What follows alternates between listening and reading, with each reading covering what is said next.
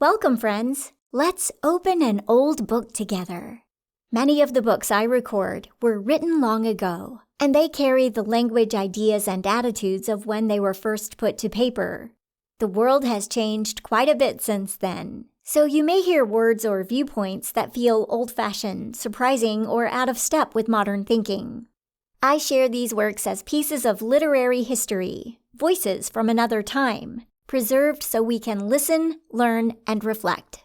The opinions expressed belong to the original authors and do not necessarily reflect my own. This audiobook is offered in the spirit of storytelling and entertainment. It should not be taken as financial, medical, legal, or professional advice. I'm Stephanie Belinda Quinn, your narrator and producer, and I cannot accept responsibility for any decisions or actions taken based on the material presented here.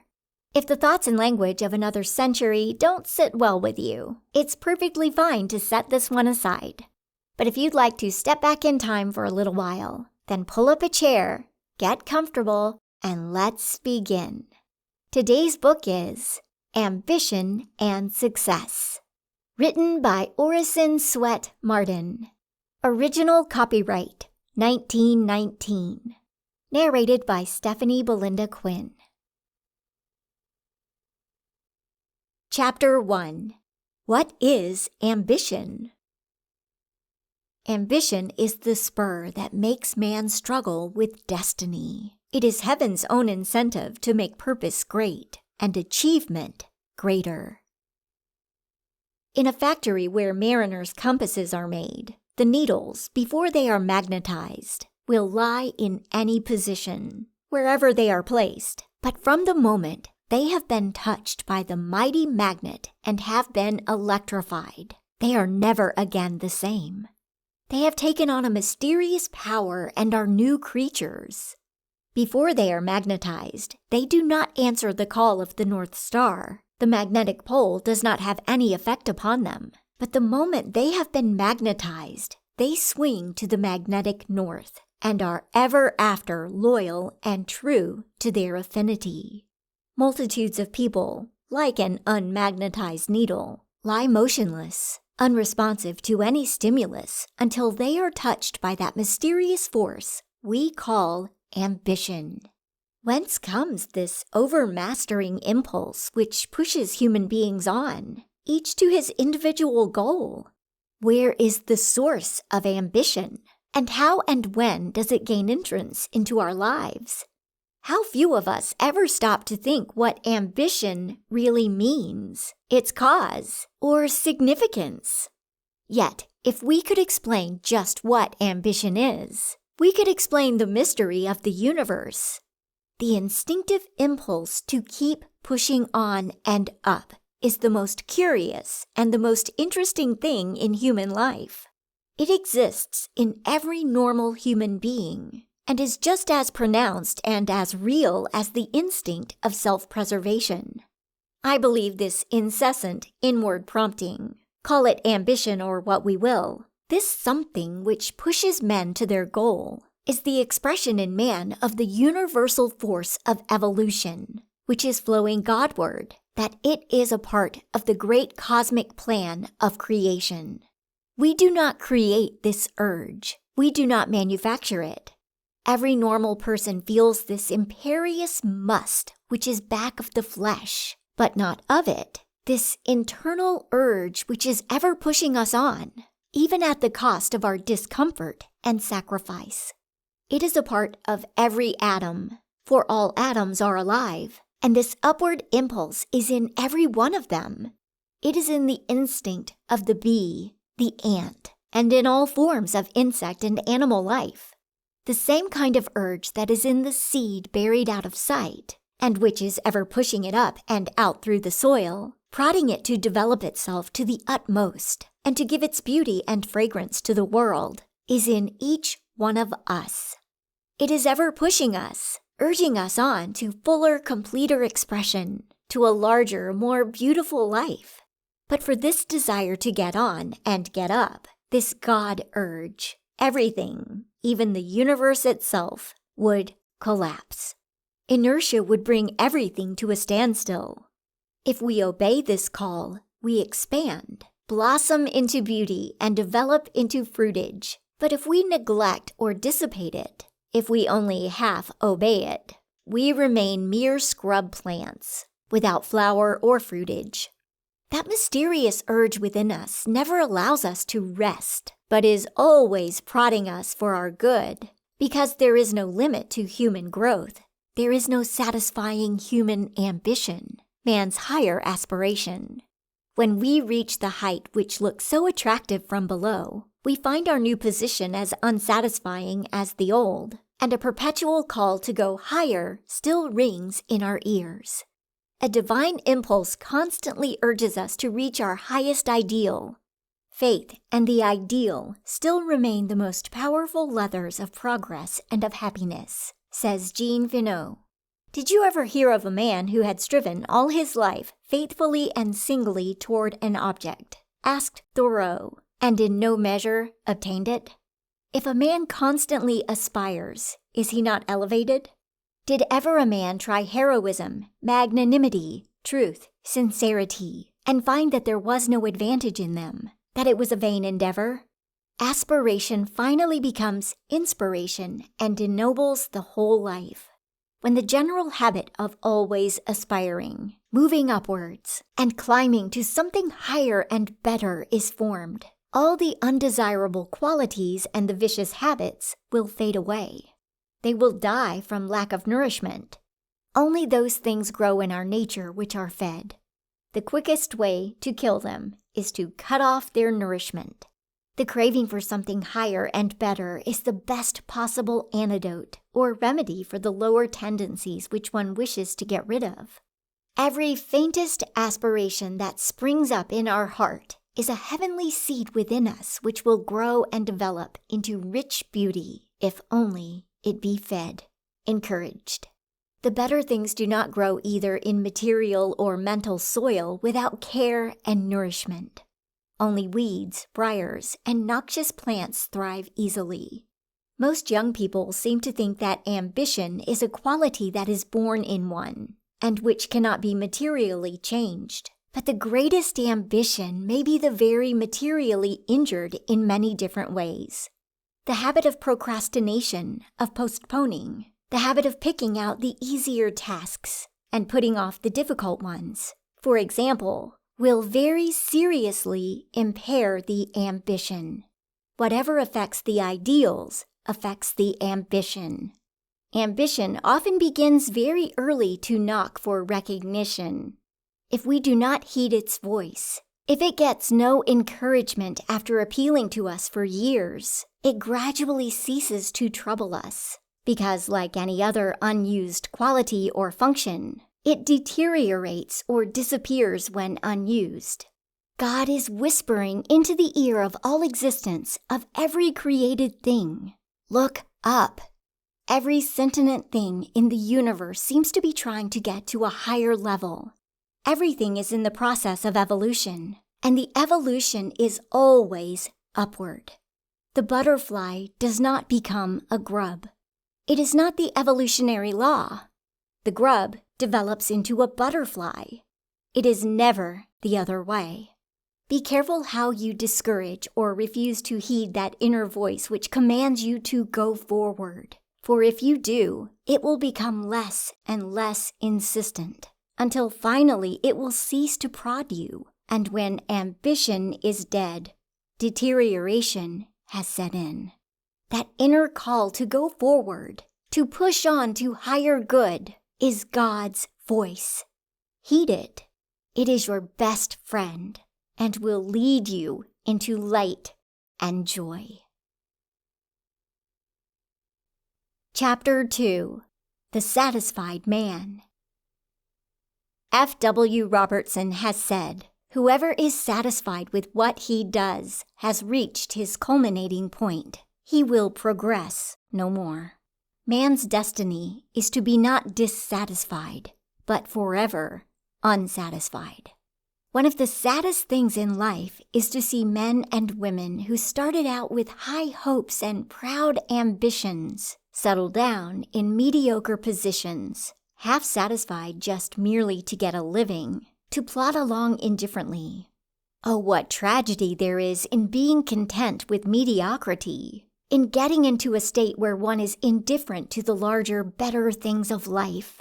When you are satisfied with the life you are living, with the work you are doing, with the thought you are thinking, with the dreams you are dreaming, satisfied with the character you are building, with your ideals, you may be sure that you are already beginning to deteriorate.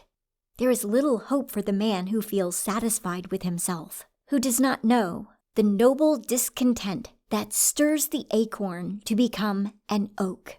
Man's ambition to improve something somewhere every day to get a little further on and a little higher up than he was the day before, an insatiable passion for bettering things all along the line, is the secret of human progress. Do you realize, my young friend, that if the motive were big enough, if you had a very unusual incentive, you could materially improve upon what you now are satisfied to consider your best endeavor?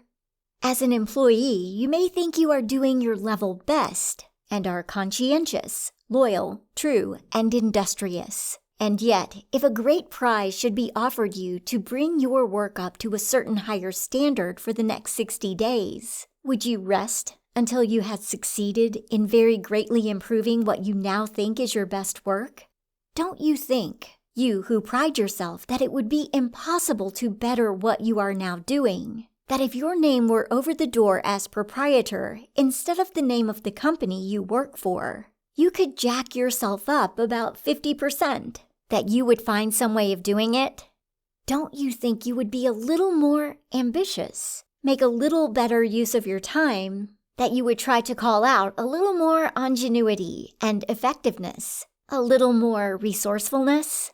Do you think you would jog along in the same half-hearted manner, thinking more of your salary than of your opportunity to absorb the secrets of your employer's success? Do you think you would stand by without protest and see the merchandise injured or wasted when you could stop it, or that you would be so careless or make so many blunders yourself? Don't you think the prize to be gained would make you take a little more interest in things than you do now? Make you a little more alert, more eager for the success of the business?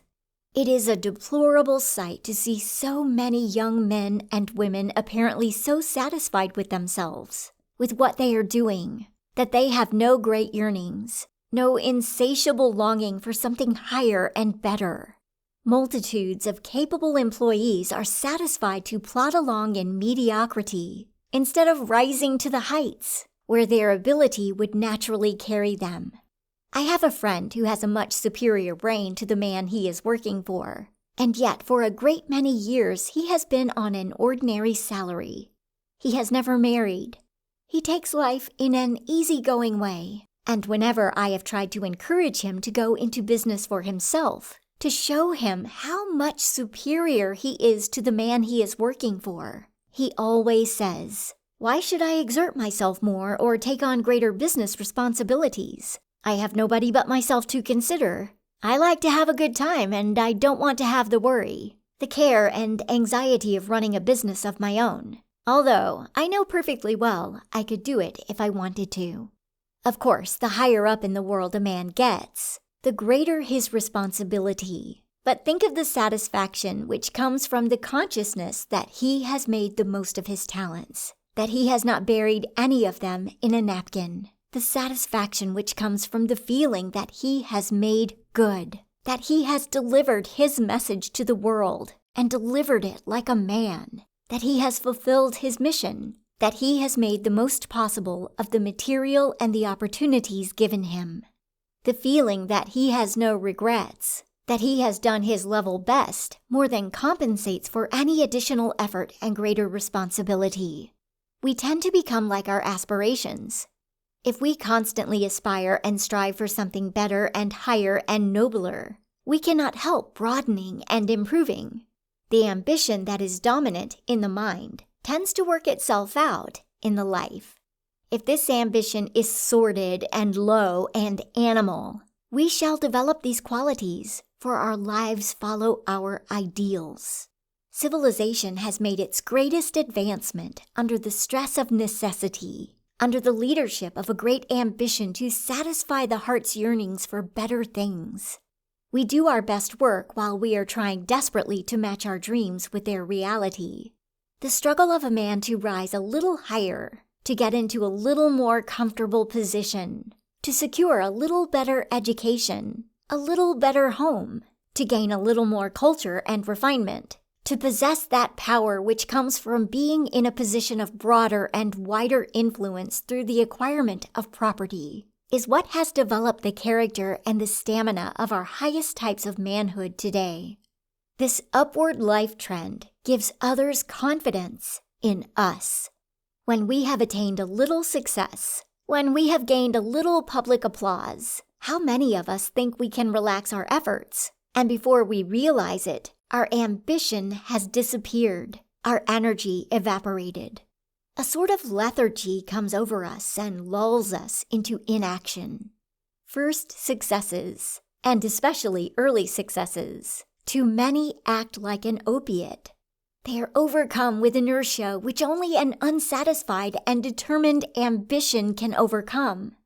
It takes more grit and a stronger will to force ourselves to do our level best after we have demonstrated without doubt that we have the ability to do what we undertake, than it does to achieve the actual first success itself.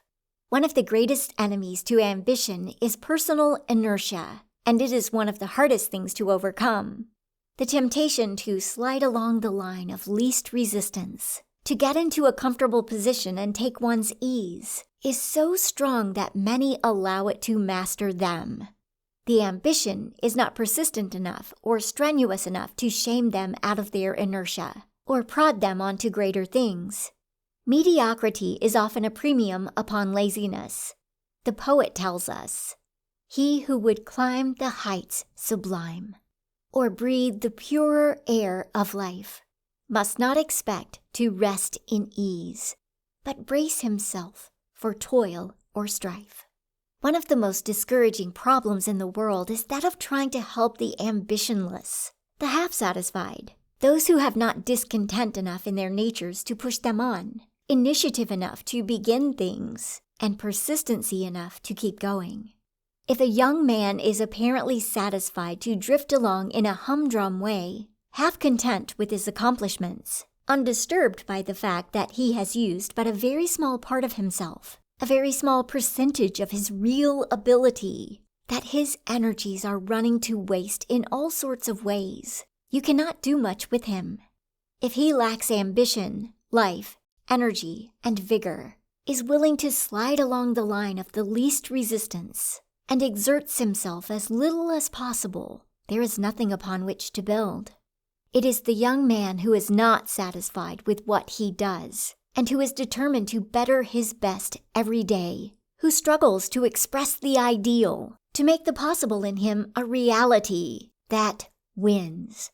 Activity is the law of growth, effort the only means of improvement. Whenever men have obeyed their lower nature and ceased to struggle to better their condition, they have deteriorated physically, mentally, and morally. While, just in proportion as they have striven honestly and insistently to improve their situation, they have developed a larger and nobler human type. When a man who is said to be the highest salaried official in the United States was asked to give the secret of his success, he replied, "I haven't succeeded. No real man ever succeeds. There is always a larger goal ahead."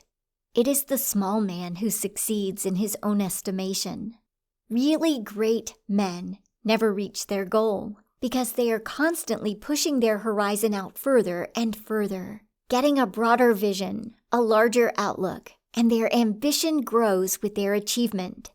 If you are getting a fair salary in a mediocre position, there is danger of hypnotizing yourself into the belief that there is no need to exert yourself very much to get up higher. There is danger of limiting your ambition so that you will be half content to remain a perpetual clerk when you have the ability to do much better. This satisfaction with the lesser, when the greater is possible, often results from relatives or friends telling you that you are doing well, and that you would be better let well enough alone. These advisors say, don't take chances with a certainty. It is true you are not getting a very big salary, but it is a sure thing. And if you give up with the hope of something better, you may do worse. Don't let anyone or any conditions make you think you have not the ability to match your longings. Wrapped up in every human being there are energies, which, if unfolded, concentrated, and given proper attention, will develop his highest ideal. Our longings are creative principles, prophecies, indicative of potencies equal to the task of actual achievement.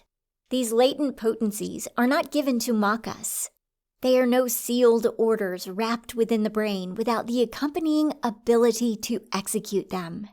When you once get a glimpse of yourself as you were intended by your Maker to be, with all of your latent possibilities developed into realities, when you once see yourself as the superb man it is possible for you to be, nothing and no one but yourself can prevent you from attaining your ambition. It is only the man who has stopped growing that feels satisfied with his achievements. The growing man feels a great lack of wholeness, of completeness. Everything in him seems to be unfinished because it is growing. The expanding man is always dissatisfied with his accomplishment, is always reaching out for something larger, fuller, completer. Chapter 3. The Influence of Environment. Environment has a great deal to do with man's ambition and achievement.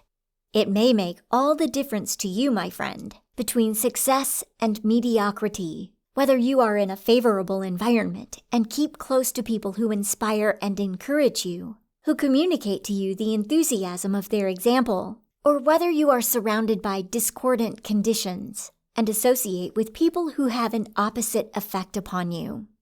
We cannot associate with a really ambitious person without catching his spirit to a greater or less extent. We unconsciously reflect the people with whom we mingle much. Their mark is left upon us. We may not be able to see it ourselves, but other people can detect it. If you interview the great army of failures, you will find that multitudes in it have failed because they never got into a stimulating, encouraging environment, because their ambition was never aroused, or because they were not strong enough to rally under depressing, discouraging, or vicious surroundings. How often we see men and women with splendid brain power, with robust physique, apparently superbly equipped for great careers, and yet they are living very ordinary lives, plodding along perhaps in mediocrity. This may be because they have never been aroused and are totally ignorant of their powers. They may never have looked into the mirror of others who were succeeding along their lines and caught a glimpse of their own possibilities. Whatever you do in life, make any sacrifice necessary to keep in an ambition-arousing atmosphere, an environment that will stimulate you to self-development. Keep close to people who understand you, who believe in you, who will help you to discover yourself and encourage you to make the most of your life. Choose companions and friends who are in sympathy with your ambition and who will give you their moral support and make you do what you are capable of doing. A few such friends may make all the difference to you between a grand success and a mediocre existence. We are all diamonds in the rough.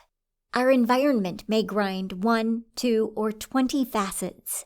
Some people never come in contact with the wheel which grinds a facet and lets in the light to reveal the hidden wonders. Many are buried as rough diamonds, even though there may have been locked up in them great brilliancy and enormous value. Comparatively, few human diamonds are ever so completely ground that all the hidden treasures are revealed. Yet how trifling are the things which sometimes reveal the man. It may be the sight of a motto, the hearing of a sermon, a speech, the reading of some inspiring life history, or some stirring, ambition-arousing book, the encouraging conversation of a friend, of someone who believes in us and sees in us something which we never knew was there. I know men who had apparently lost their ambition, who had been literally down and out, but who, by the reading of an inspiring book or listening to a stimulating sermon, were thoroughly aroused to their possibilities, even in a most discouraging environment, and so completely transformed in a few months that they did not seem like the same individuals. The speeches of Wendell Phillips, Webster, and Henry Clay started a fire in many an ambitious youth, which never went out, but which became a beacon light in American history. We all know that the old-fashioned debating societies and clubs woke up the ambition of many a youth in the early days of our country, who might never have been heard from outside of his own little community, but for the arousing influence of these debates. The ambition of the boy who has lived on a farm in the back country is often aroused for the first time when he goes to the city. To him, the metropolis is a colossal World's Fair, where everybody's achievement is on exhibition. The progressive spirit which pervades the city is like an electric shock to him, and arouses all of his latent energies, calls out his reserves. Everything he sees seems to be a summons to him to go forward, to push on. He is constantly reminded by his city environment of what others have done. He sees the tremendous engineering feats, great factories and offices, vast businesses, all huge advertisers of man's achievement, and is stirred by an ambition to do something great himself. Ambition is contagious. When a man meets others at the restaurant or club, or in other social ways, and hears accounts of their great successes, greater achievement, he immediately says to himself, "Why can't I do it? Why don't I do it?" And if he is of any account, he probably says, "I will do it." Then he goes back to his business with a new determination, perhaps with new ideas and new conceptions of the possibilities of his own success. I have known young businessmen in the country who have not been specifically successful, who got tremendous impetus to their ambition by visiting larger city concerns in the same line of business. The greater successes touched their pride, and they went back home and began to brace up and build up. The same thing is true in professional life. The young country doctor visits a city hospital, attends clinics, sees operations by noted surgeons, and he goes home with his ambition fired and makes a vigorous resolution to try harder to be somebody in his own profession. Men who are in business in small towns where they have no competition, and where they very seldom come in contact with those who are successful in their line of trade, are in constant danger of getting into a rut. Their ambition unconsciously becomes dulled, the energy oozes out of their efforts, and they take things easier, jog along in the same manner year after year, and before they realize it, dry rot gets into their business.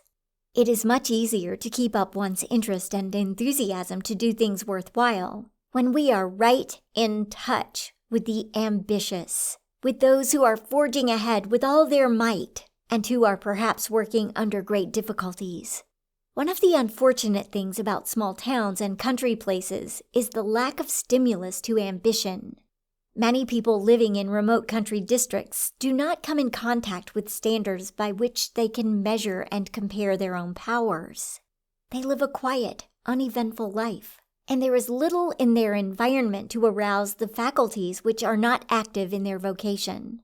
If you are ambitious to get on, you will learn some splendid lessons from studying the qualities of those who have succeeded along the line of your ambition.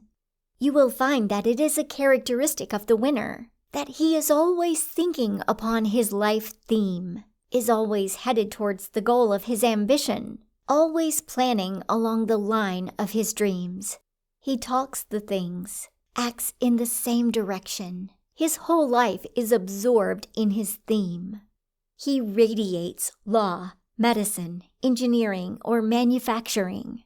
By keeping his mind in a positive creative condition, He is constantly encouraging his mental magnet to attract the thing he is studying.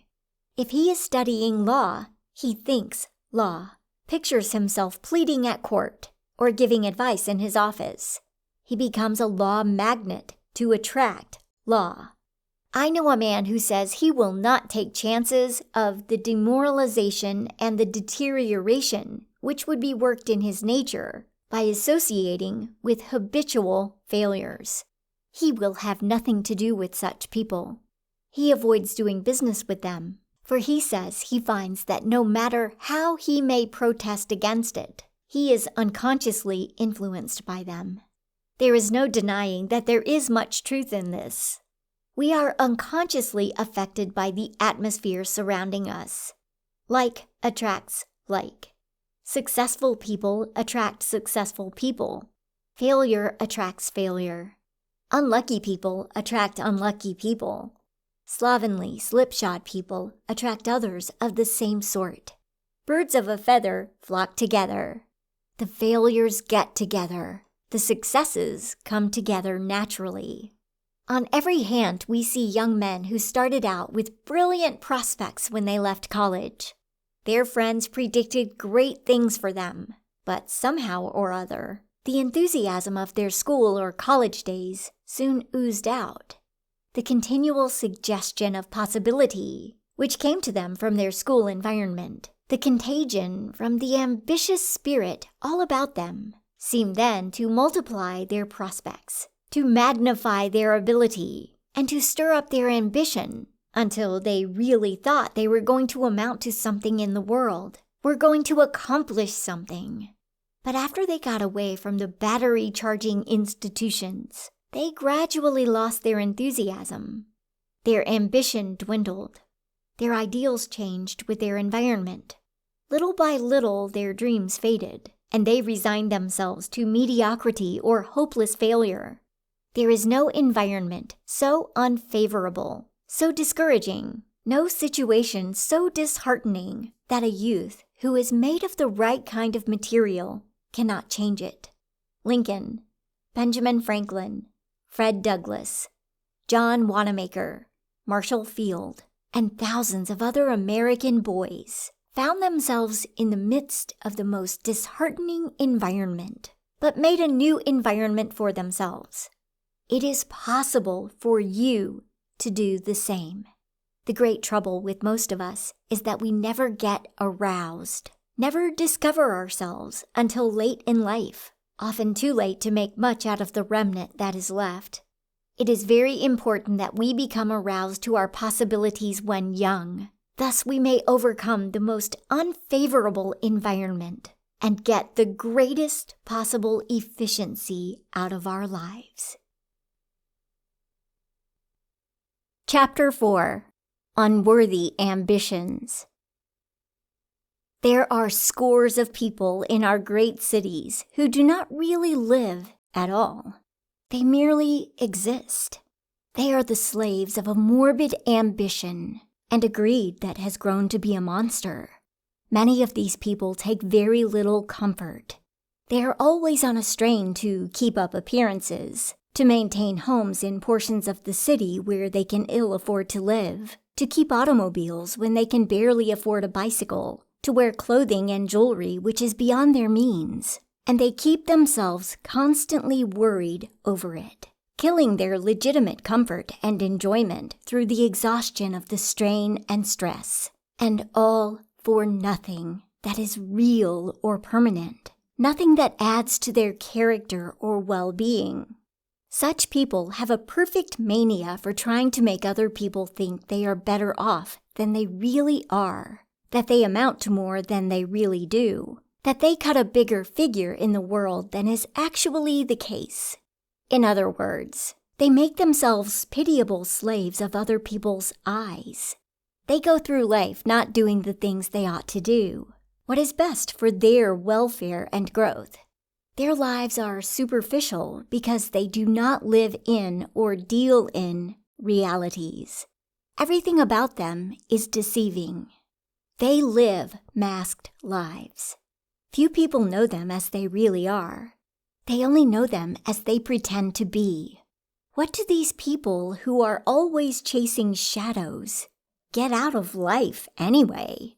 There is an ambition which reminds one of a bird whose voracious appetite can never be satisfied. It grows on what it feeds, and the more it eats, the more ravenous the appetite. Woe be it to him who caters to a false ambition. He follows it blindly, expects that it will give him peace when it is satisfied, but alas, it is never satisfied. It is like the water in the enchanted story. The more the victim drank of it, the greater was his burning thirst. Such an ambition is fatal, and will surely wreck him who blindly pursues it. It will ruin his health, and will rob him of all that is dearest and sweetest in life. There are a great many people in this country who are committing suicide upon many years of their lives by being slaves of an inordinate ambition. One of the most pathetic phases of our civilization is that men and women in poor health, devitalized from overwork, are goaded on way beyond their strength by a fiendish ambition. Their pride and their vanity say to them, "Now it will not do to slow down. We must keep up the pace with our neighbors. People who do not keep up appearances in these days are nobodies. We must keep going no matter how we feel. We must make more money. We must show more evidence of our prosperity. We must put up a better front, or Mrs. Grundy will pass the suspicion along that we are, after all, not much of a success, that we lack the ability to do what people thought we were going to do. No matter how we feel, we must keep up. Keep pushing, keep going. Crowd on more steam, take stimulants and drugs. If necessary, goad ourselves on. It is absolutely imperative to keep pushing. Oh, what fools pride and vanity make of us, especially when we are in no condition to keep up the pace, or when we owe it to ourselves to slow down, when it is positively wicked to crowd on more steam. How many people are driven into the grave by the lash of a mortgage on a farm, on a home, or on their business, put there in an attempt to satisfy some over-vaunting ambition? Debt has made more people miserable, ruined the peace of mind of more human beings, the comfort and the happiness of more homes, than almost anything else in the universe. It is a terrible thing to so mortgage oneself to others that we must make slaves of ourselves. How much better to live simply, to struggle on in poverty until we can improve our position, than to compromise ourselves with debt, sell ourselves to a mortgage or a bill of goods. What an easy thing it is to borrow money, to give a note, or to give a mortgage. We believe at the time that we can pay all right, but no one can be certain that things will go all right with him. No one knows what the times may bring forth. No one knows whether his health and strength will be spared, or how soon he may be physically or mentally disabled. The only true measure of real success is the quality of the ambition. If the animal figures too largely in your ambition, if the quality is coarse, the success will be cheap, no matter how great the quantity. It is an unfortunate thing that so many of our youth should start out life with only one aim, and that is to make money.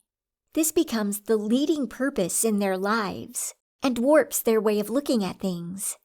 Everything else is seen in dwarfed proportions. They do not consider making a life, building character. They are bent only on making money. This is the all-absorbing topic everywhere. The goal we hold in the mind is the model which shapes our lives, and its character is reflected in everything we do. Think, therefore, what the influence must be of pointing all our faculties, focusing all of our energies upon the money-making goal. How it must warp and twist and wrench out of their natural orbit the more delicate sentiments, the finer faculties. When everything in us looks moneyward, and the gaze is held persistently upon the dollar and what it will bring, what must be the havoc, the tragedy, the fatal damage in the affections, the friendships, and the social faculties? When the affections are chilled and the friendships strangled, what is there left in a man but the monster brute qualities? This is why a youth who starts out with noble aspirations, with fine sensibilities and responsive affections, often becomes hardened in his business career. His finer sensibilities and more delicate faculties atrophy from disuse, because he overdevelops the grasping, greedy, selfish faculties by the modern mania for the almighty dollar. The transformation is so insidious that he does not half realize it until he finds himself stooping to scheming and plotting and underhand cunning, which would have shocked him a few years earlier.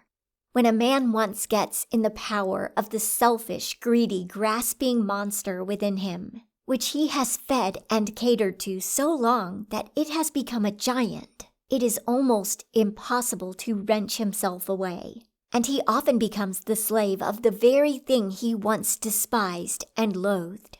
It is always a question of what is uppermost in the ambition, the dominant aim that shapes the life most. When a man has pursued an aim for years which tends to dry up the best within him, when he has used all of his life forces, all of his energies, to feed that unworthy ambition until it has become a monster which controls him, he is a pitiable creature. There is no more distressing sight in the world than that of one who is completely in the clutches of a heartless grasping greed. Spurred on by the morbid ambition which has taken possession of him, he is madly pursuing the dollar which haunts him, until he is deaf to all appeals of his finer self, and has lost all taste for that which he once enjoyed.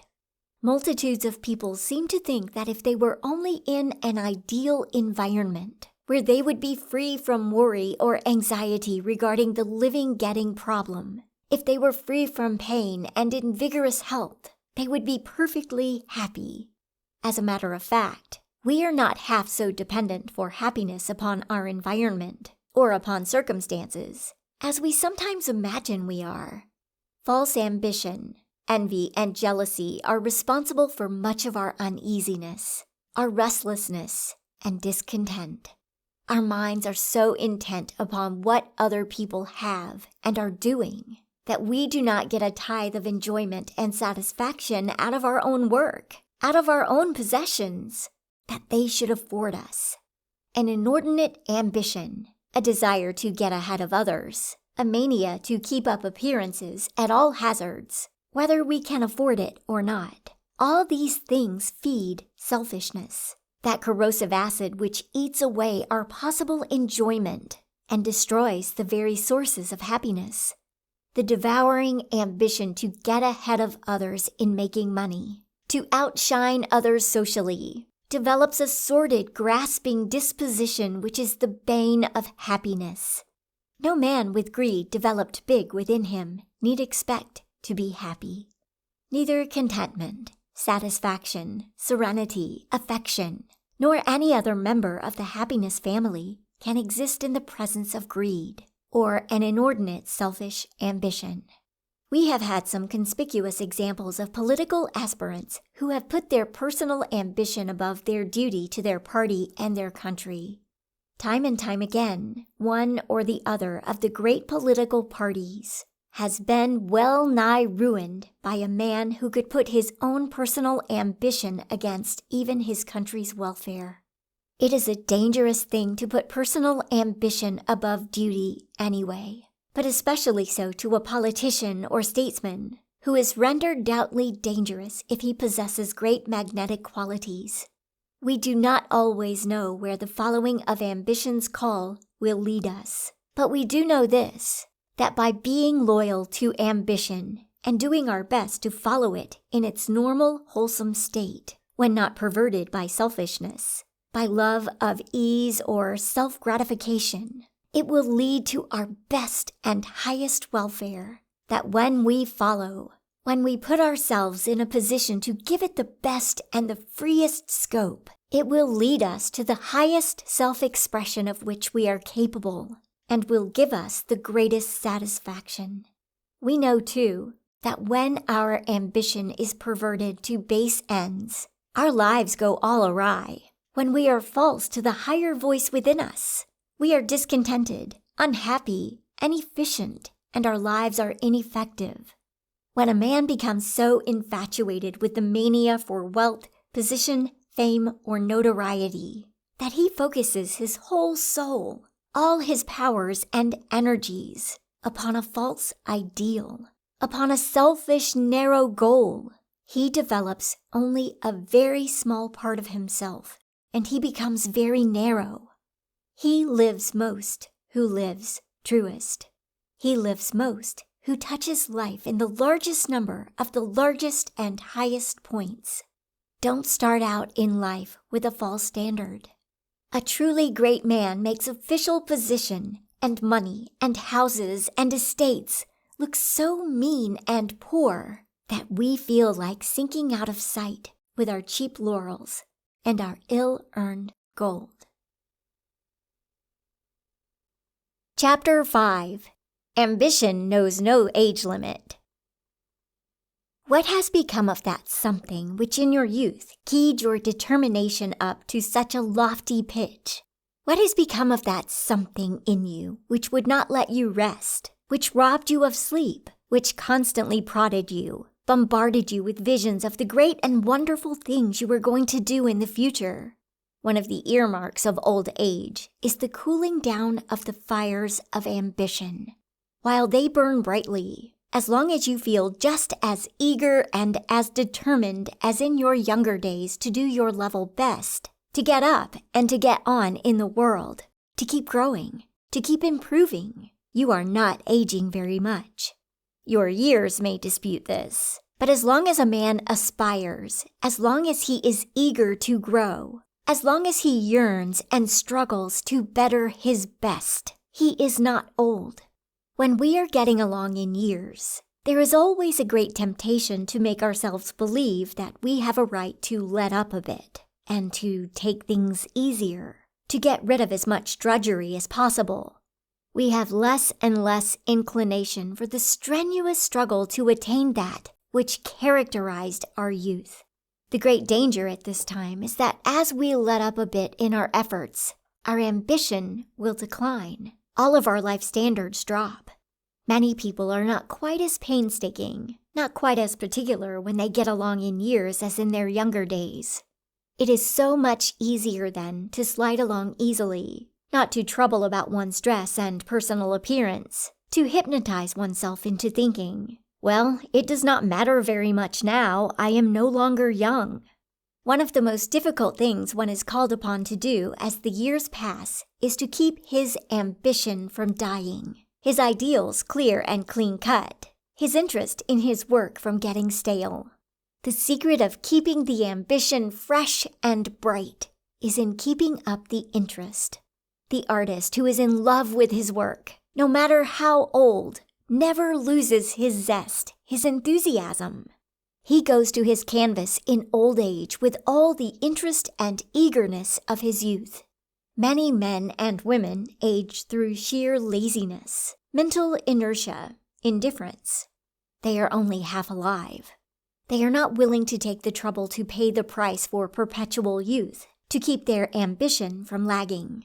Some people seem to think that the ambition to do a certain thing in life is a permanent quality which will remain with them.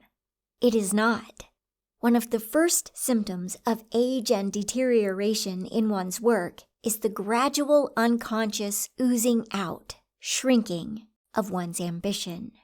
There is no one quality in our lives that requires more careful watching and constant bracing up, jacking up, so to speak, than our ambition, especially when we are advancing in years and do not keep in an atmosphere which tends to arouse one to life's possibilities. Without realizing it or meaning to, we then easily become victims of the human inclination to take things easy, not to exert oneself very much. No matter how high our youthful ambition, it is very easy to let it wane with the years, to allow our standards to drop. The moment we cease to brace ourselves up, to watch ourselves, we begin to deteriorate, just as a child does when his mother ceases to pay strict attention to him and lets him have his own way. The tendency of the majority at every age of existence is to go along the line of least resistance, to take the easiest way. The race instinct to climb is continually at war with the lower nature which would drag it down. Even the noblest beings are not free from the struggle of the higher with the lower which goes on ceaselessly throughout nature. It is the triumph over the lower that keeps the race on the ascent. There is no more pitiable sight in the world than that of a person in whom ambition is dead, a man who has repeatedly denied that inward voice which bids him up and on, a man in whom ambition's fires have gone out from the lack of fuel. There is always hope for a person, no matter how bad he may be, as long as his ambition is alive. But when that has disappeared, the great life spur, the impelling motive, is gone. It requires a great deal and a great variety of food to keep the ambition vigorous. Unless it is well fortified, it does not amount to anything. It must be backed by a robust willpower, stern resolve, physical energy, and great powers of endurance to be effective. The habit of watching the ambition constantly and keeping it alive is absolutely imperative to those who would keep from deteriorating. Everything depends on the ambition. If we lived and thought more scientifically, there would not be such a dropping of standards, such a dulling of ideals, and letting down in our efforts with advancing years. Whatever our ambition may be, nothing else can be quite so precious to most of us as life, and we want that life at its best. Every normal person dreads to see the mark of old age, the symptoms of decrepitude, and wants to remain fresh, buoyant, robust as long as possible. Yet most people do not take sensible precautions to preserve their youth and vigor. They violate the health laws, longevity laws, sap their vitality in foolish, unnatural living, in deteriorating habits. I have a friend who is always referring to his age. He has formed a habit of constantly dwelling upon his declining years and keeping the picture of decrepitude in his mind. You know, when a man gets past 60, he can't stand what he once could, he will say. The idea that our energies and forces must begin to decline and the fires of ambition die out after a certain age is reached has a most pernicious influence upon the mind. We do not realize how impossible it is for us to go beyond our self-placed deadline limits, to do what we really believe we cannot do. No one is old until the interest in life is gone out of him, until his spirit becomes aged, until his heart becomes cold and unresponsive. As long as he touches life at many points, he cannot grow old in spirit. A man is old, no matter what his years, when he is out of touch with youth, with its ideals, its points of view, out of touch with the spirit of his times, when he has ceased to be progressive and up-to-date. Many of the grandest characters that ever lived have retained their youthful mentality up to the very last of a long life. There was no deterioration in the mind of Marshall Field. When in his advanced years, he never showed any inclination to take less pains, any cooling of ambition, any inclination to bank his fires, to drop his standards, to lower his ideals. We know that Gladstone's mind was right in its prime at 80. Many a man signs his death warrant when he retires from business. Retiring from business to many means practically retiring from life, that is, from real living, because they have nothing to retire to. They have not prepared themselves for retirement to anything outside of routine business life. They have lost most of their friends in their absorption in business and their exclusive mode of living. They have never developed their social faculties, their love of art, of music, or of reading. The whole life has gone into one business channel, and when out of this, they are lost. Life means little without a purpose. Once his life aim is gone, man simply exists, he does not really live. A high ideal, a lofty purpose, a noble aim, whatever tends to make man look up and struggle up, tends to improve his health condition and prolong the life. The soul that aspires, other things being equal, has the longest life. Aspiration is a perpetual tonic. It stimulates all the faculties. Chapter 6. Make your life count. Everywhere we see men and women doing the lower, the commoner things, seemingly satisfied to do them all their lives, when they have the ability to do the higher. Many people do not start out with ambition enough to spur them to do big things. They make a large career practically impossible at the very outset because they expect so little of themselves. They have a narrow, stingy view of life and of themselves, which limits their ambition to a little ruddy, poverty-stricken groove. If I could give the American youth but one word of advice, it would be that which Michelangelo wrote under a diminutive figure on a canvas in Raphael's studio, when he called and found the great artist out. Amplius, meaning larger. Raphael needed no more. This word meant volumes to him. I advise every youth to frame this motto, hang up in his room, in his store, in his office, in the factory where he works, where it will stare him in the face. Constant contemplation of it will make his life broader and deeper. A fine ambition is a splendid life steadier. It holds us to our task, keeps us from yielding to the 100 temptations that might ruin us. What chaos there would be but for man's ambition to get up and get on in the world, and to improve his condition. Nothing so strengthens the mind and enlarges the horizon of manhood as a constant effort to measure up to a worthy ambition. It stretches the thought, as it were, to a larger measure, and touches the life to finer issues. I am determined to make my life count, said a poor young immigrant with whom I was talking not long ago.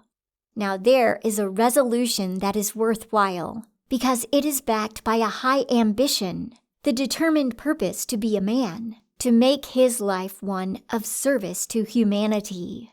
This young fellow works hard during the day, studying in a night school, and improving himself in every possible way in his odds and ends of time. This is the sort of dead in earnestness that wins. This is the sort of material that has made America distinctive among all the nations of the earth. This is the sort of determination that gave us a Lincoln, an Edison, a John Muir, all our great men, native-born or adopted sons. Could any one have a nobler ambition than this, to make his life count? One cannot imagine its failure, backed up by dead in earnestness. The quality of the ambitions of a people at any time locates them in the scale of civilization. The ideals of an individual or a nation measure the actual condition and the future possibilities and probabilities. The trouble with many youths is that they start out with no definite plan, no one unwavering aim for success, no worthwhile goal in view. They just look for a job. It may fit them, or it may not, and they plod along, doing their work indifferently, with no spirit or ambition to push them towards the heights. It is astonishing how many people there are who have no definite aim or ambition, but just exist from one day to another with no well-defined life plan. Although the Great War has done much to bring our youth to a realization of their responsibilities and raise their ideals to a lofty height, we still see all about us on the ocean of life, young men and women, aimlessly drifting without rudder or port, throwing away time without serious purpose or method in anything they do. They simply drift with the tide. If you ask one of them what he is going to do, what his ambition is, he will tell you he does not exactly know yet what he will do. He is simply waiting for a chance to take up something. Between the great things that we cannot do and the small things we will not do, The danger is that we shall do nothing, says Adolphe Menot. It is not enough for success to have ability, education, health. Hundreds of thousands have all these, and still fail or live in mediocrity, because they do not put themselves in an attitude or condition for achievement. Their ability is placed at a disadvantage by the lack of a big motive, the stimulus of a worthy ambition. The important things in life is to have a great aim and to possess the aptitude and perseverance to attain it, says Goethe.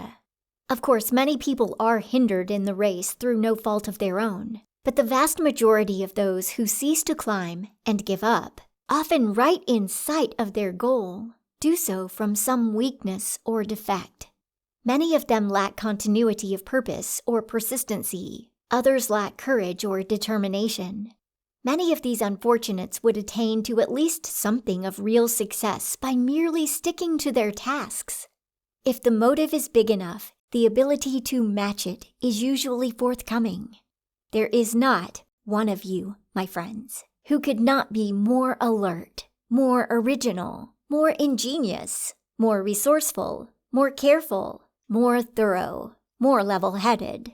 Not one of you who could not use a little better judgment, a little more forethought, a little more discrimination, if you saw a tempting prize ahead of you as a reward. Whatever may be your ambition, play fair with yourself. Quit the side issues. Cut out the diversions. Live with and for your big ambition. Drop all else to attain your end, and you will win. You will be, and you will have what you want. Take a lesson in pruning and lop off the useless branches which consume vitality and obscure the sunshine. That card club that interferes with early rising, that light reading that takes your mind off preparation for bigger things, and all other wasteful habits. Have you cut them off? If you have not, it is because you don't want the big thing hard enough to deserve it. And you won't get it unless you prune off the useless habits that are diverting your energy and keeping you away from the main chance. Success in life is a process of selection and elimination, a choosing between the worthless and the worthwhile. To get time for things that count, you must save time by eliminating all else. Copy the athlete at the training table. Feed on that which builds you up and keeps you fit for the struggle.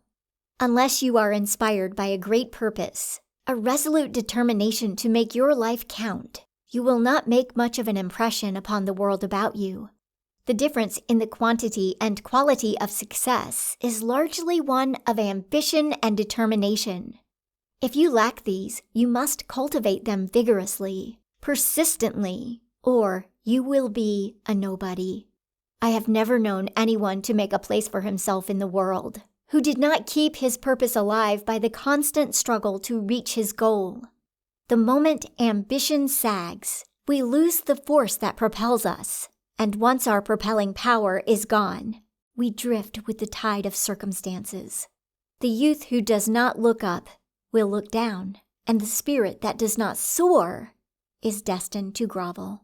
A young stenographer said to me once that if she felt sure she had the ability to become an expert literary stenographer, she would go to evening school and would study nights and holidays, and improve herself in every possible way. But if she was convinced that she could never attain very great speed, she would simply prepare herself for ordinary letter dictation and let it go at that.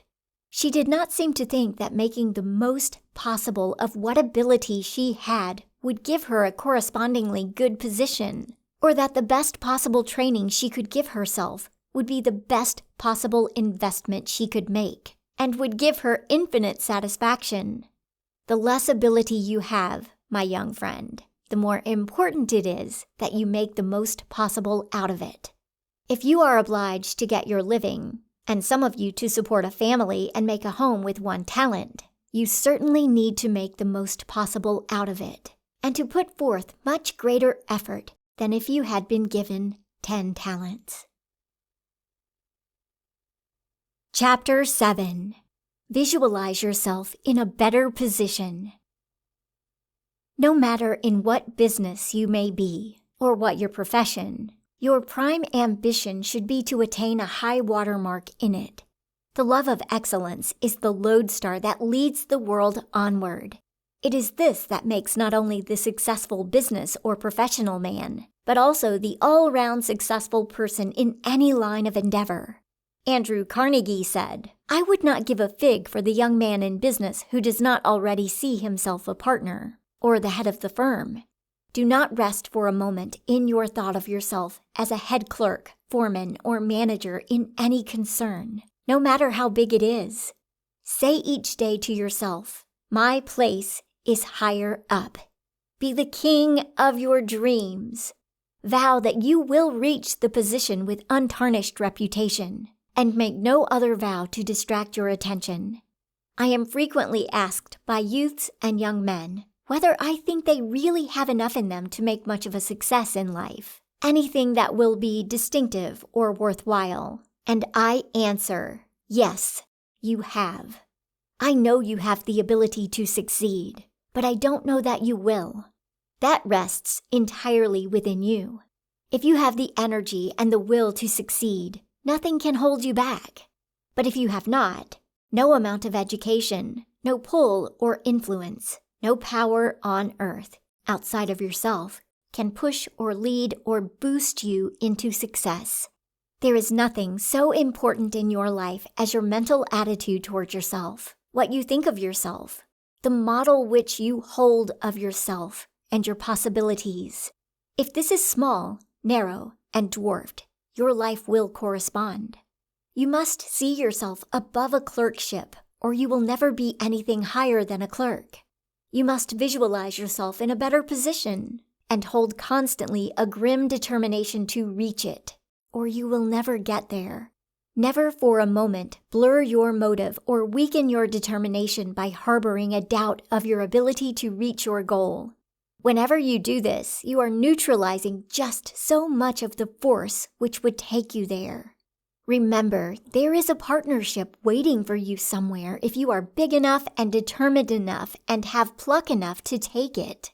If you do not, there is probably someone very near you who will do so, someone who perhaps has not had nearly as good an opportunity as you have had. And in the years to come, if you do not take advantage of this opportunity to climb, you will no doubt grumble at your ill luck and wonder how Billy or Johnny or Joe, who worked alongside of you, managed to get their partnership or coveted position. A recent writer says, "My advice to all those just starting to travel life's turnpike is, don't start until you have your ideal, then don't stop until you get it." Very few of us realize how dependent our growth is on some special stimulus. Every act must have a motive. We do nothing outside of our automatic habitual acts without an underlying motive.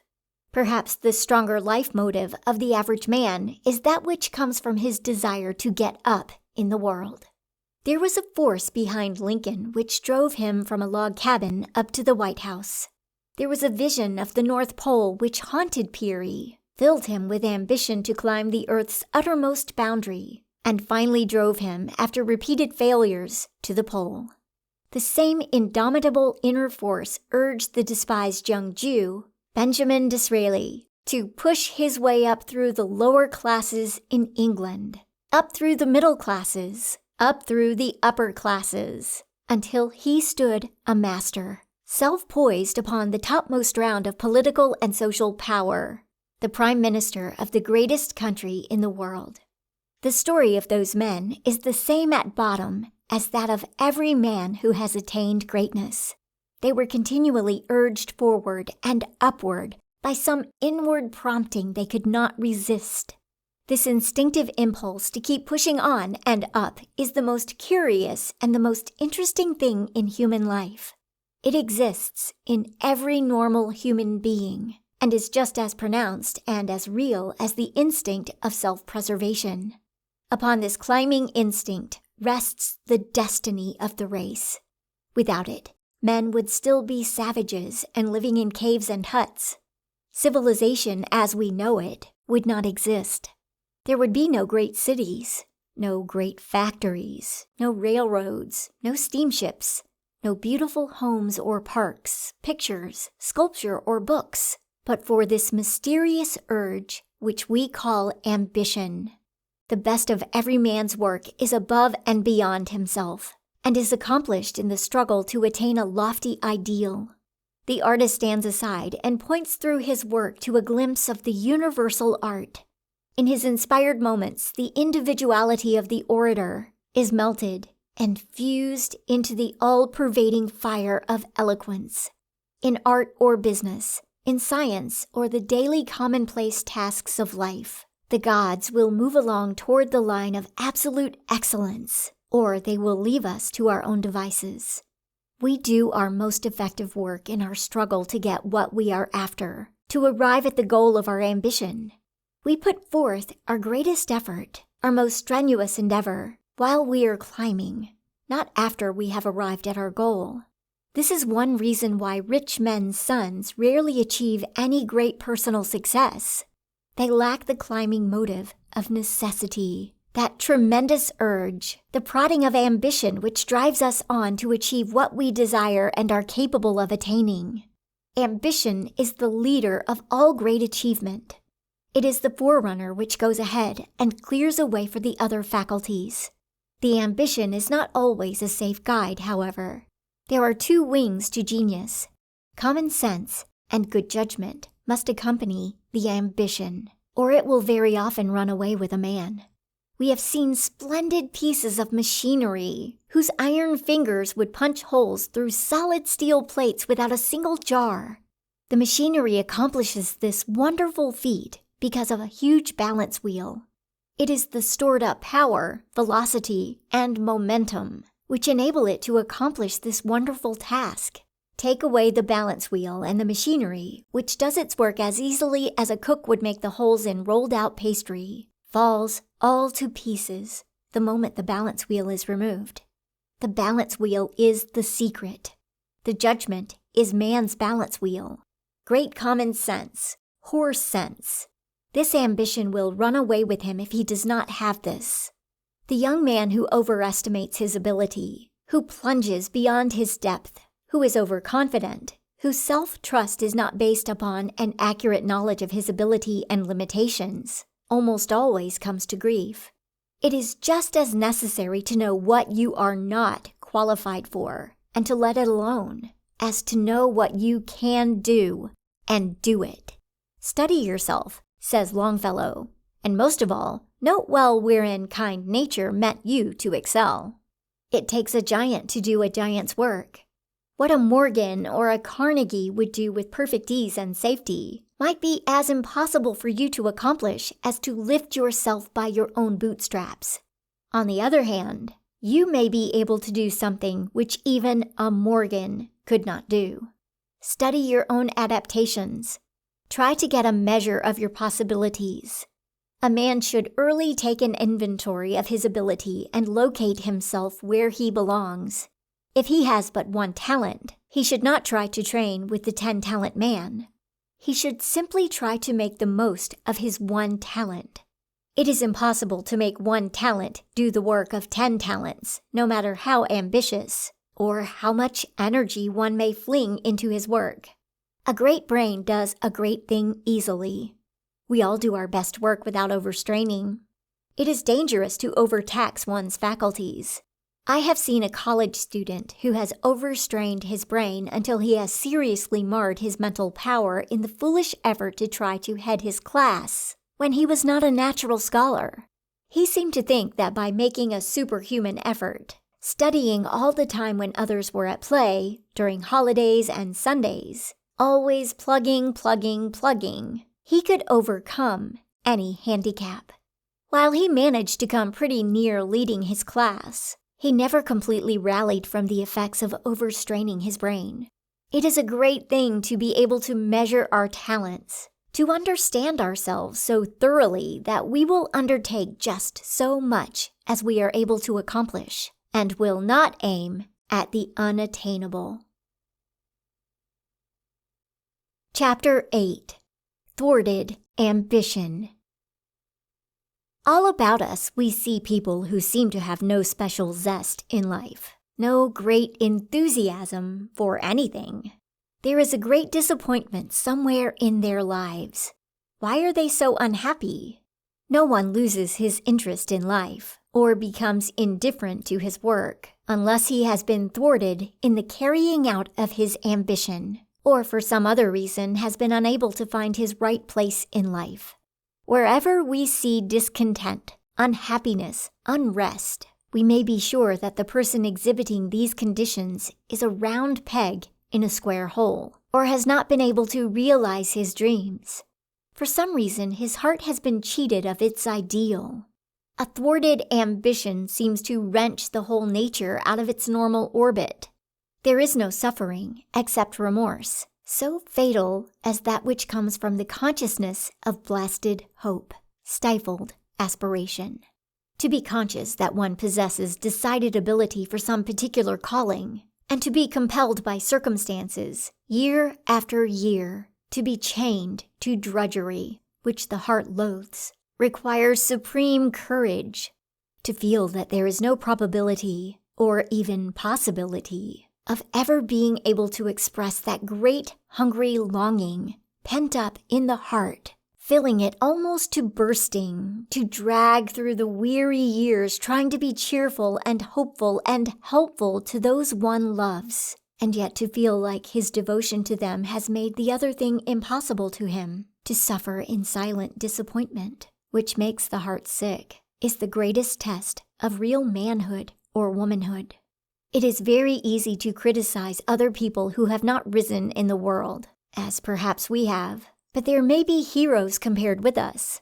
We can never tell what tragedies may be going on in their hearts, or from what tortures of disappointed ambition and blasted hopes they may be suffering. To be compelled to go through life without any possibility of satisfying the great soul hunger, of realizing the infinite longings of the heart, is torture. There is no compensation for this except from the sense of duty done to others who would have suffered had we tried to realize our ambition. I know a beautiful woman of charming personality who has a great musical talent, a superb voice, and yet she scarcely dares mention the subject of music in the presence of her husband, who flies into a passion at the mere suggestion of her developing her wonderful talent. All of her friends think it is criminal of her not to use her great gift, but she feels forced to smother her ambition. Her husband, although well able to meet the expense, will not consider her taking lessons or making any effort to improve this God-given talent. The result is a blight is setting on this woman's life. She tries to be cheerful and to do her duty, but those who understand her can see the slow strangulation processes going on, which is undermining her ambition and destroying her health. I recently heard through a piano dealer of another woman of great musical talent, who with money bequeathed to her purchased a beautiful longed-for piano. Her husband made life so unbearable to her because of it that she returned it to the makers, who, appreciating her position, generously returned to her the money paid them for it. Is there anything more cruel than to strangle a talent which was intended to be a perpetual joy, as well as to give up success? Is there anything more wicked than to murder a divine ambition, to destroy sacred aspirations? Anything more cruel than to make a human being miserable who is intended to be happy, to rob one of all possibility of doing that which she was made to do? Yet there are thousands of husbands who are doing this, and they wonder why their wives are not always buoyant and bubbling over with vivacity and life, why they are not always cheerful, hopeful, and resourceful. Many husbands do not mean to be selfish in their home life, and really believe they are generous, but their minds are so focused upon themselves and their ambition that they can only think of a wife in reference to themselves, whereas the highest love has the highest welfare of the individual at heart, not its own. Ambition often blinds one to justice. There is nothing more pitiable than to see a man the victim of an inordinate selfish ambition to advance himself at all costs, to gain fame or notoriety or pleasure, no matter who is sacrificed in the process. Many women have a marvelous way of hiding their griefs, covering up their disappointment, but such disappointment may mar the whole life. There is something so utterly discouraging, disheartening in being forced to give up the careers they longed for, that the nature never entirely rallies from the shock. Everywhere we see these burned-out shells of individuals who have been robbed of their normal pursuit. They are ambitionless, restless, ineffective weaklings, mere pygmies of their possible selves. Ella Wheeler Wilcox gives some wise advice that the dissatisfied and unhappy man or woman whose ambition has been thwarted may heed to advantage. Do not waste your vitality in hating your life. Find something in it which is worth liking and enjoying, while you keep steadily at work to make it what you desire, she says. Be happy over something every day, for the brain is a thing of habit, and you cannot teach it to be happy in a moment, if you allow it to be miserable for years. There is a powerful tonic in holding the conviction that you are in the world for a purpose, that you are here to help, that you have a part to perform which no one else can take for you, because everyone else has his own part to fill in the great life drama. If you do not act your role, there will be something lacking, a want in the production. No one ever amounts to much until he feels this pressure, that he was made to accomplish a certain thing in this world, to fill a definite part. Then life seems to take on a new meaning. Few of us, says Sir John Lubbock, realize the wonderful privileges of living, the blessings we inherit, the glories and beauties of the universe which are our own if we choose to have it so, the extent to which we can make ourselves what we wish to be, or the power we possess of securing peace, of triumphing over pain and sorrow. We go through life with our eyes steadily fixed on some distant goal, straining every nerve to reach it. We pass on our way opportunities innumerable of helping others over rough places, of brightening and beautifying the commonplace life of every day. But we see them not.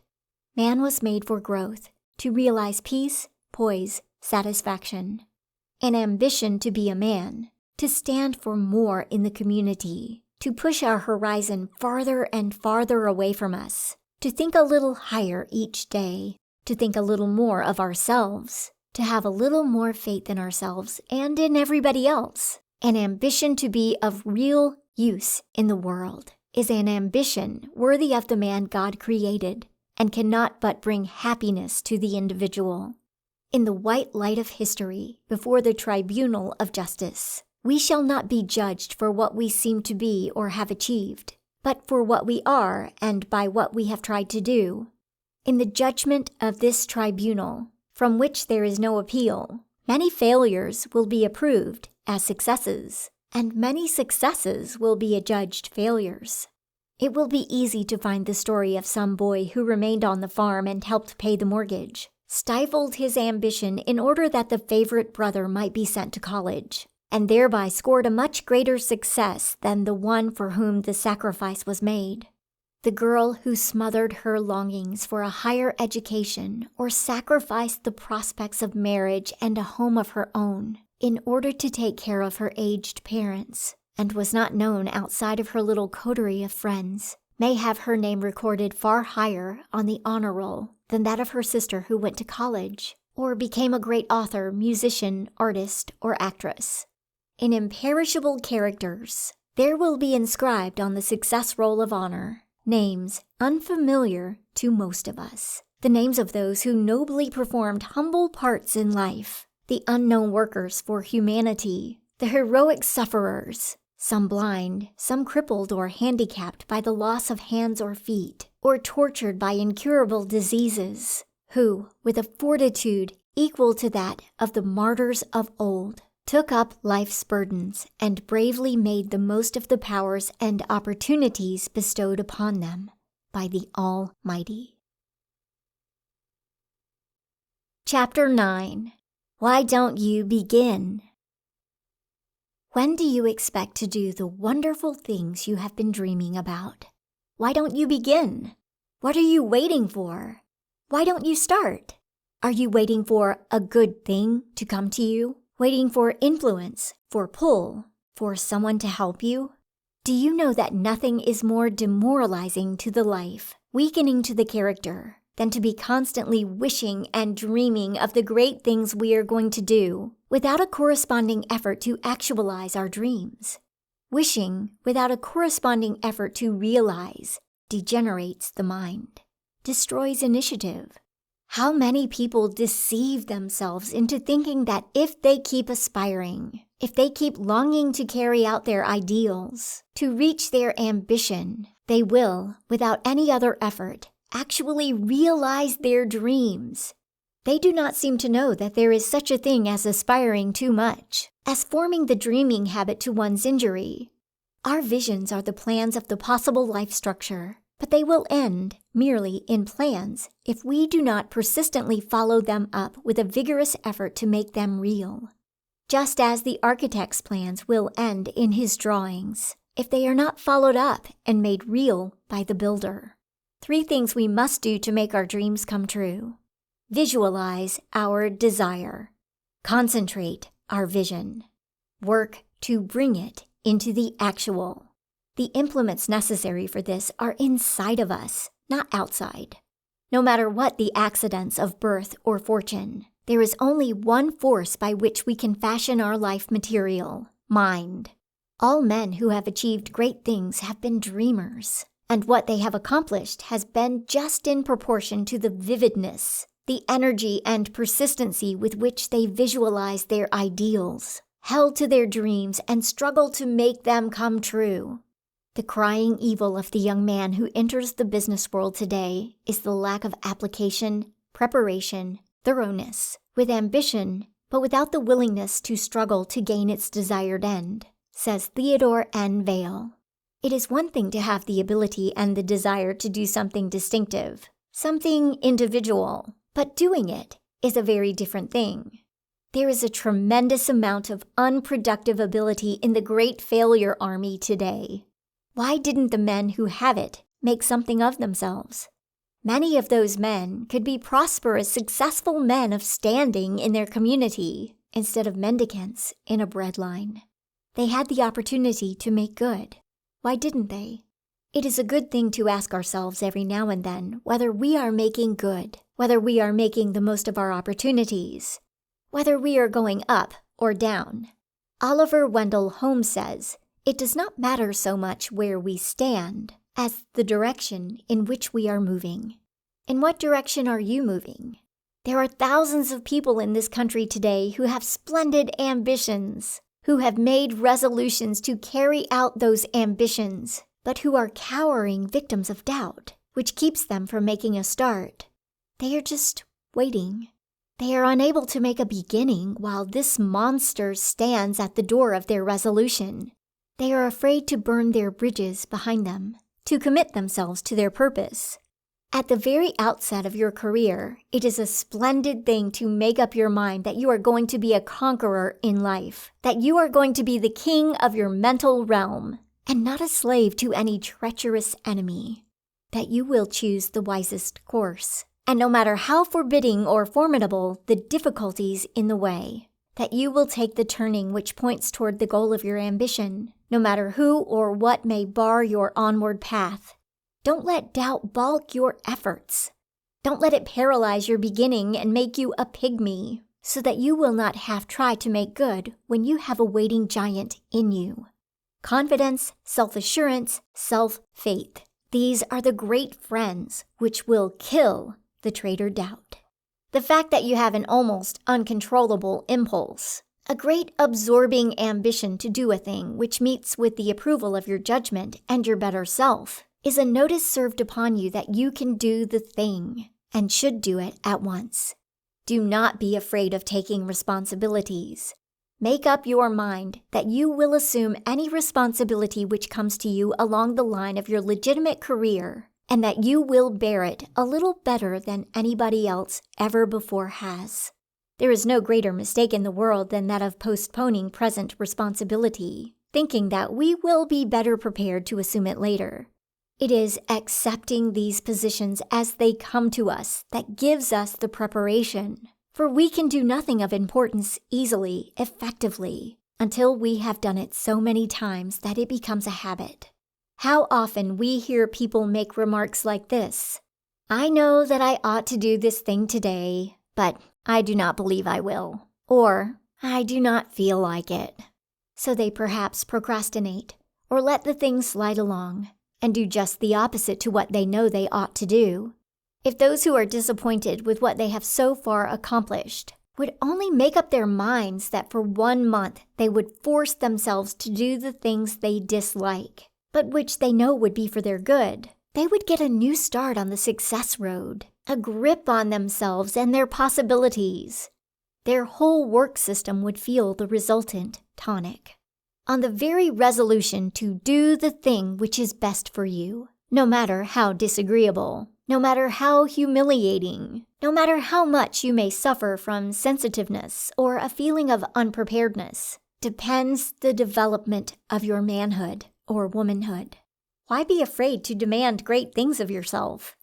Affirm your ability to do and be, and powers which you never dreamed you possessed will leap to your assistance. Trust thyself. Every heart vibrates to that iron string. There is no one that can shut the door which leads to any legitimate ambition, to a larger, fuller life, but yourself. There are no obstacles, no difficulties, no power on earth, nothing but yourself that can make God's promise to man void. Behold, I have set before you an open door, which no man can shut.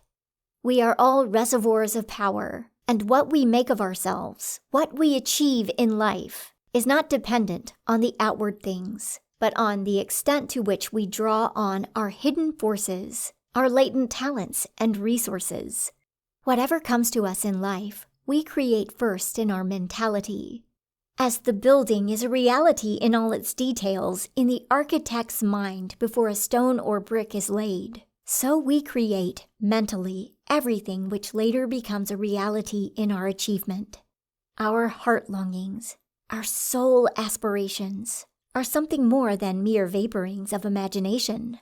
They are prophecies, predictions, couriers, forerunners of things that can become realities. Hold the picture, the plan of the man or woman you long to be, and that you are resolved to be, and stick to your mental plan of a glorious future. Do not give up in your discouraged moments or allow any obstacle to blur your ideals. Persist in visualizing the ideal man you are determined to be, and always think of yourself as you are ambitious to become. This mental attitude will help you to match your dream with its reality. There is a magnetic, attractive power in such a mighty purpose, in clinging to one unwavering aim. This sort of mental attitude and effort will establish your relation between yourself and the thing you are seeking. Well, friends, that brings us to the end of our time together. Thank you for listening and for sharing this old book with me. Stories and ideas have a way of traveling across generations, and it's always a pleasure to pass them on. I'm Stephanie Belinda Quinn, and I truly appreciate you spending your time here. Until next time, take good care of yourselves, and I'll meet you here again for another great book. This has been Ambition and Success, written by Orison Swett Marden, narrated by Stephanie Belinda Quinn. Original copyright 1919 by Orison Swett Marden and Thomas Y. Crowell Company Publishers. Production copyright 2026 by Stephanie Belinda Quinn.